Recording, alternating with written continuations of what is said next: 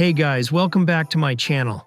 Today we are diving into a super handy feature that a lot of you have asked about, how to take remote desktop on Windows.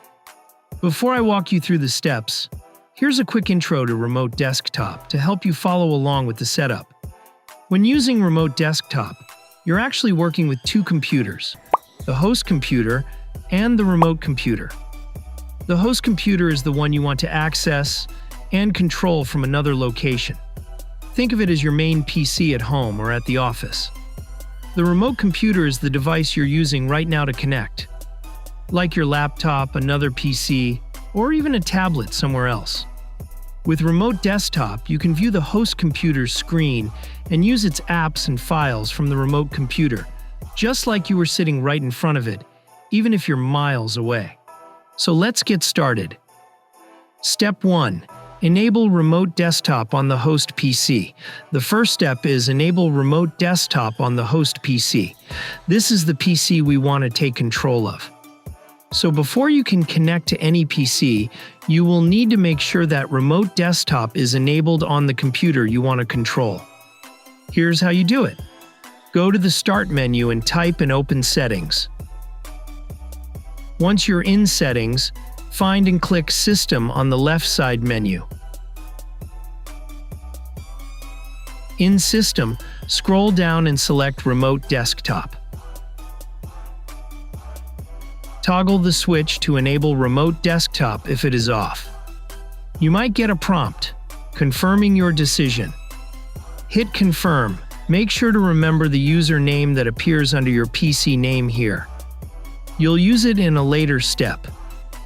Sometime what happens that if you have multiple accounts, then you will have to use the left one username if the right one is not working for you. If there are multiple accounts, the usernames will be different. However, in my case, I only have a single account on my host PC, so both names are the same.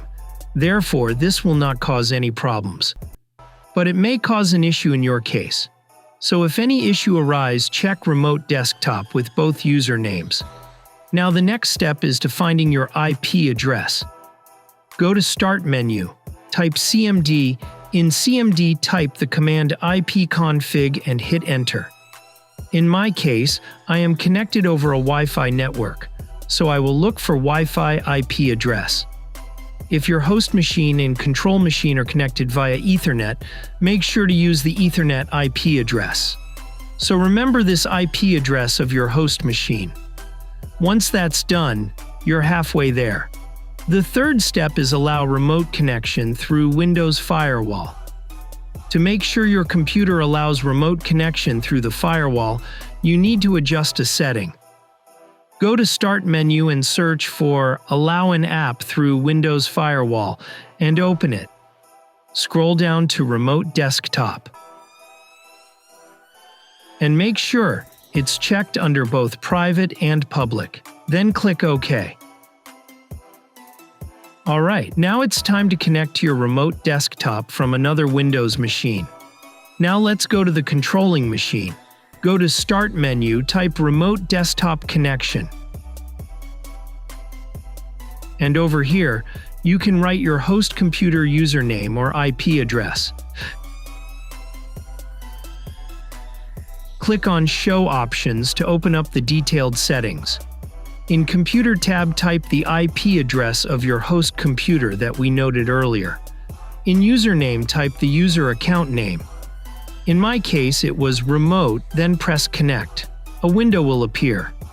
If this window is appearing, it means your connection is established, and now you need your username and password. Username we have already entered. Now I will just type my password of host PC, and then click Yes. Yes, you can see that. Now we have got the PC's control. And just like that, you're now controlling another computer remotely from some other place at your own comfort. That's it. Now you know how to set up and use remote desktop on Windows. Whether you're working from home, helping a friend with tech issues, or just need to access files from another computer, remote desktop makes the process quick and easy. If you found this tutorial helpful, be sure to give it a thumbs up. And don't forget to subscribe for more tech tips and tricks. If you got any question or run into issues, drop them in the comments section below. I will be happy to help you out. Thanks for watching, and I will see you in the next video.